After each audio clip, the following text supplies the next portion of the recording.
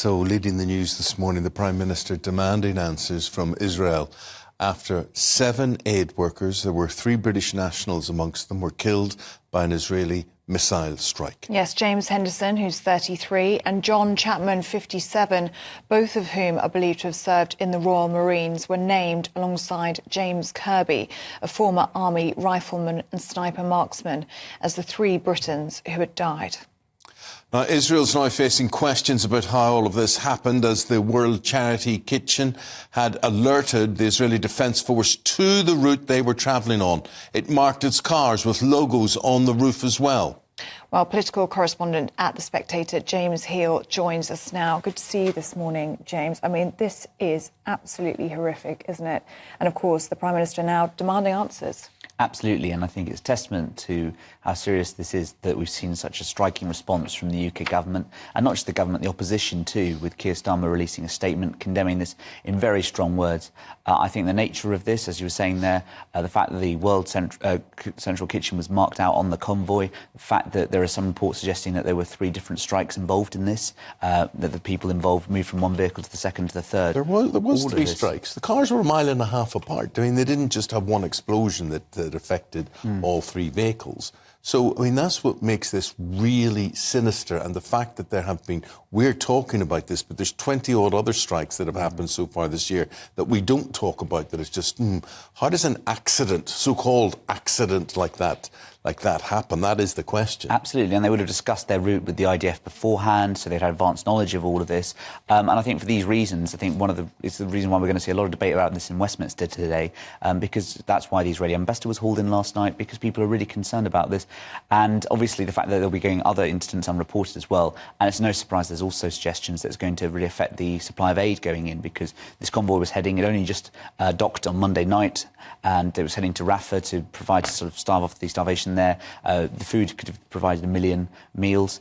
So I think that's going to be one real-world impact of this. And in Westminster, the debate's going to be about, is Israel breaching international law in any different areas? So I think that's what we're going to see in terms of the next sort of 48 hours. And as you say, I mean, again, to add to the whole tragedy, the fact that a full shipload of food turns back to Cyprus. And nobody avails of it. It doesn't happen. There are concerns, though, are there not, that the Hamas benefits from a lot of this food, that they hijack it, they steal it, they intercept it? Yes, there is, and there's also the way in which they have a track record of using certain aid agencies to try and advance an agenda, also trying to exploit incidents like this as a way of sort of sowing up dissent and encouraging support in these areas.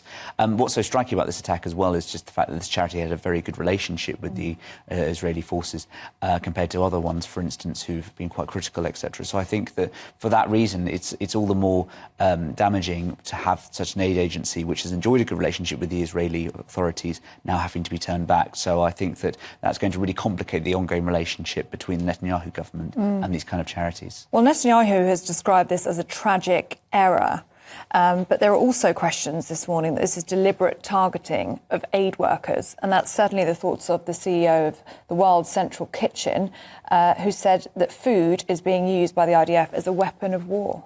Absolutely, and the Israelis will obviously come back and say that, often this is used as a sort of an agenda for Hamas, as you were saying there, Eamon.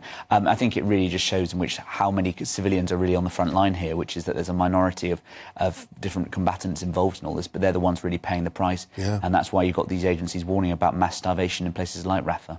You look at some of the faces involved there in these fatalities, and we talk about civilian involvement in all of this, and, people who are really good people doing this. I mean, if somebody was asking me, do you want to be a volunteer in helping out in all of this? No way, absolutely no way. What does it take to put your life on the line for this sort of thing? Well, 3 very brave men, 3 veterans who, no one of them actually went over last month, who'd only been there a few weeks himself. James, what do you think happens next in terms of British-Israeli relations? Do you think this is a turning point in this conflict? I think it's a very worrying flashpoint from the view of British-Israeli relations. The ambassador was hauled in yesterday for a half-an-hour for in-person conversation. I think that shows that previously Israel has been very sort of close to the UK government in terms of its few allies it can count on around the world. And I think the big debate now is going to be about the discussion around international law. And the Foreign Office has received advice that Israel has breached that law.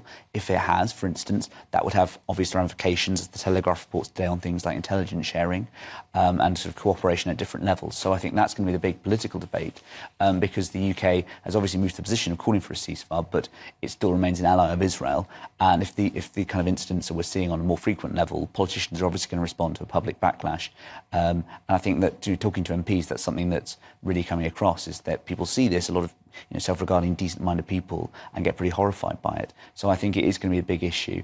And the Foreign Office has given conflicting advice on whether it has received that legal guidance. And I expect they'll be under a lot of pressure in the next few days to release it and publish that guidance in full. Absolutely. I mean, how come what is an action of aid, that the IDF are informed about it openly, that they go into great detail and say, these are our cars, this is our route, this is where we'll be, and yet these vehicles are individually targeted. Now, that is some mistake, if that is a mistake, or it is a deliberate action, or it is the sort of action that is going on without this man knowing about it, Netanyahu. It is embarrassing, absolutely, no doubt, more than embarrassing. I mean, it's murder. And it just will be interesting to see what the repercussions will be.